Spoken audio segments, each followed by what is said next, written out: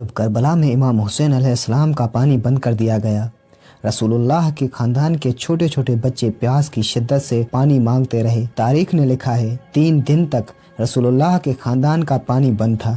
جب کربلا میں 10 محرم کے دن ہر ایک شہید شہادت کا جام پیتا گیا، حضرت امام حسین علیہ السلام تنہا رہ گئے تو فوج یزید کے سامنے جا کے حجت تمام کرتے ہیں اور کہتے ہیں کہ ہے کوئی اس غریب کی مدد کرنے والا؟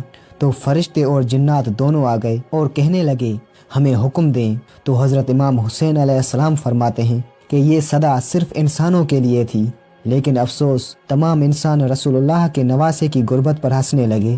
کربلا میں علی اصغر علیہ السلام کی عمر صرف 6 ماہ تھی۔ وہ امام حسین علیہ السلام اور رباب کے فرزند تھے۔ عاشورہ کے دن سخت گرمی تھی اور 3 دن تک امام حسین علیہ السلام کے گھر والوں کے لیے پانی بند تھا۔ اس کی ماں بھی اسے دودھ نہیں پلا سکتی تھی کیونکہ دودھ نہیں تھا۔ جب امام حسین علیہ السلام نے پکارا کہ کیا کوئی میری مدد کرنے والا ہے، تو عورتوں کے رونے کی آوازیں آ رہی تھی۔ امام حسین علیہ السلام خیمے میں تشریف لے گئے۔ حضرت زینب نے فرمایا، اے میرے بھائی حسین، جب سے اصغر نے تمہاری پکار سنی ہے رونا نہیں چھوڑ رہا۔ اور علی اصغر نے آپ کی پکار سنتے ہی خود کو جھولے سے نیچے گرا دیا۔ امام حسین علیہ السلام نے فرمایا، اسے میرے پاس لاؤ، میں اسے لے جاؤں گا اور دیکھوں گا کہ کیا کوئی اسے پانی پلاتا ہے۔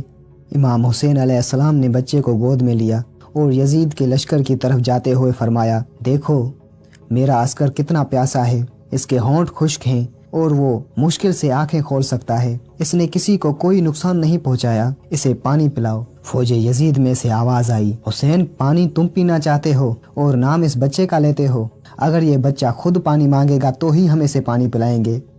امام حسین علیہ السلام نے علی اصغر کو بلند کیا اور فرمانے لگے، اے اصغر مانگ، اپنے نانا کی امت سے پانی مانگ۔ امام حسین علیہ السلام کا یہ کہنا تھا، علی اصغر کے لب ہلے۔ علی اصغر فرمانے لگے، اے ظالموں، میں تمہارے رسول کے گلشن کا چھوٹا سا پھول ہوں، میری رگوں میں تمہارے رسول کا خون بہتا ہے۔ اے لوگو، میں 3 دن سے پیاسا ہوں، مجھے پانی پلاؤ۔ علی اصغر کی صدا سے یزیدی فوج میں دہشت ہو گئی اور یہ سن کر کچھ سپاہی رونے لگے۔ امام حسین علیہ السلام نے فرمایا، تمہاری نظروں میں تمہارا دشمن ہوں، اس معصوم نے کسی کا کچھ نہیں بگاڑا، اسے 2 گھونٹ پانی پلا دو، اس ڈر سے کہ لشکر میں بغاوت نہ ہو جائے۔ یہ سن کر عمر سعد نے حرملہ کو کہا، حسین کی بات بند کرو۔ حرملہ نے بچے کی گردن پر تیر مارا اور تیر کا نشانہ لگ گیا۔ وہ تیر اتنا وزنی تھا کہ حضرت علی اصغر کی گردن سے پار ہو کر حضرت امام حسین علیہ السلام کے بازو میں آ لگا۔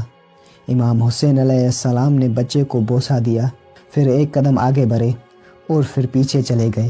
حضرت امام حسین علیہ السلام نے علی اصغر کی لاش کو عبا میں چھپائے ہوئے جیسے ہی خیمے میں آئے، بی بی رباب نے پوچھا، اے میرے مولا، میرے بچے نے پانی پیا؟ امام حسین علیہ السلام نے علی اصغر کو سامنے کیا تو بی بی رباب چیخ کر کہنے لگی، یا مولا، جس نے ہمارے اصغر کو مارا کیا اس کی کوئی اولاد نہیں تھی؟ حضرت امام حسین علیہ السلام نے فرمایا، صبر کرو، اللہ کی مرضی یہ ہے کہ ہم ہر ظلم سہ کر اسلام کے لیے صبر کریں، کیونکہ ہمارے خون سے اللہ کا دین بچنا ہے۔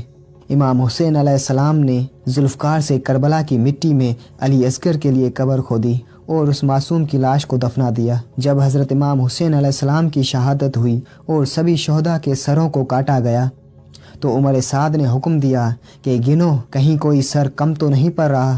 تو ایک ظالم نے کہا کہ ہاں، 1 سر کم ہے۔ عمر سعد نے کہا، کون سا سر؟